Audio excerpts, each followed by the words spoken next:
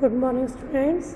मैं doctor Maya Agarwal, assistant professor SPC government college Ajmer. बच्चों, आज मैंने कल आपके लिए जो ग्रुप बनाया है B Com first year C section, तो मैं सी सेक्शन की मेंटर हूँ और मेरा सब्जेक्ट है बिजनेस एडमिनिस्ट्रेशन।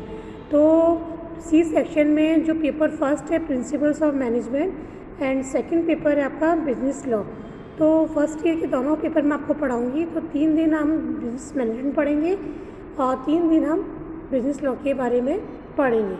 तो सबसे पहले बच्चों हमें ये देखना है कि जो ग्रुप बनाया गया है उसका ऑब्जेक्ट ये है, तो हमें इस ग्रुप के साथ जुड़े रहना है। इस ग्रुप के अंतर्गत हम जो मेंटर हैं आपके, वो सब्जेक्ट वाइज आपको वीडियो, लेक्चर्स, पीडीएफ जो भी स्टडी मटेरियल होगा प्रोवाइड कराया जाएगा।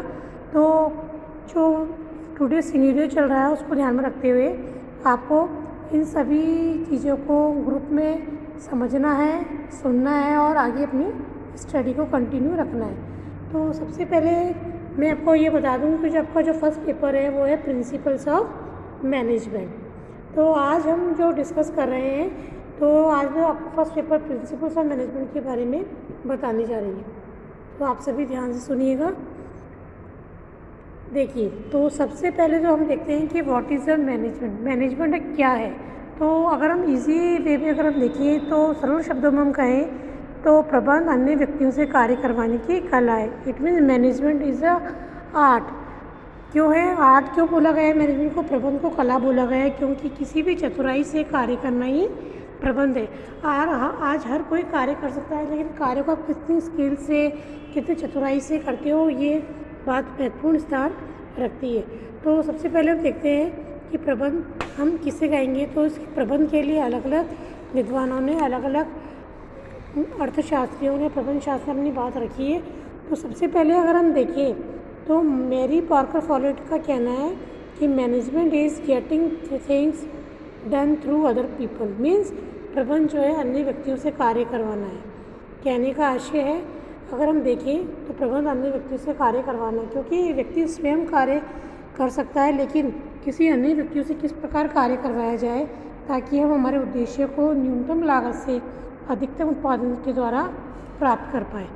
तो सबसे पहले अगर हम देखें तो हमें ये देखना है कि जब मैनेजमेंट की बात करते हैं तो मैनेजमेंट में 2 चीज़ें हमें ध्यान रखनी है कि प्रबंध जो है 2 साधनों पर कार्य करता है।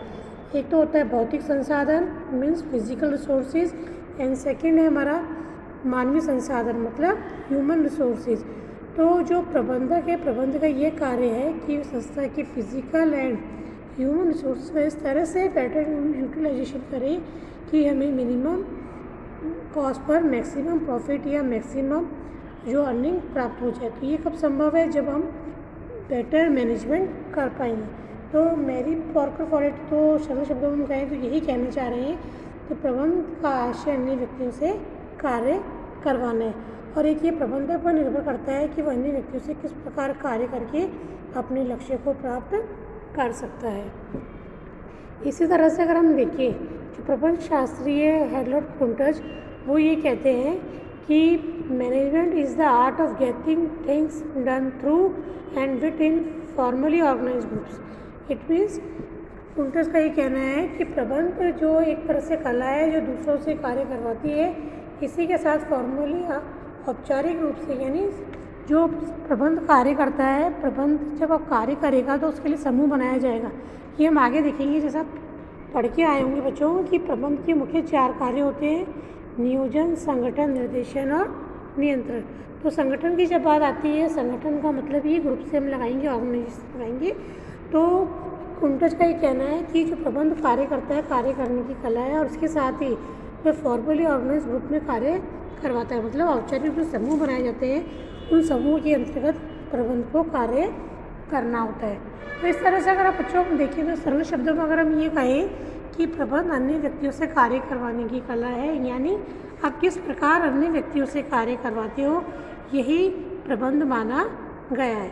क्योंकि वास्तव में अगर हम देखें तो स्वयं कार्य करने की अपेक्षा अन्य से कार्य करवाना थोड़ा मुश्किल प्रतीत होता है। वो इसलिए क्योंकि हर व्यक्ति का कार्य करने का तरीका, शैली, स्टाइल, वर्किंग स्टाइल, उसका नेचर, बिहेवियर, हर चीज़ डिफरेंट होती है फ्रॉम ईच अदर। एक दूसरे से बिल्कुल डिफरेंट होती है। तो ऐसी स्थिति में उस चीज़ को लेते हुए हमें कोऑर्डिनेशन करना वर्क्स में, कार्य में, फंक्शंस में, ताकि हम अपने जो ऑब्जेक्ट को हम गेन कर पाएँ।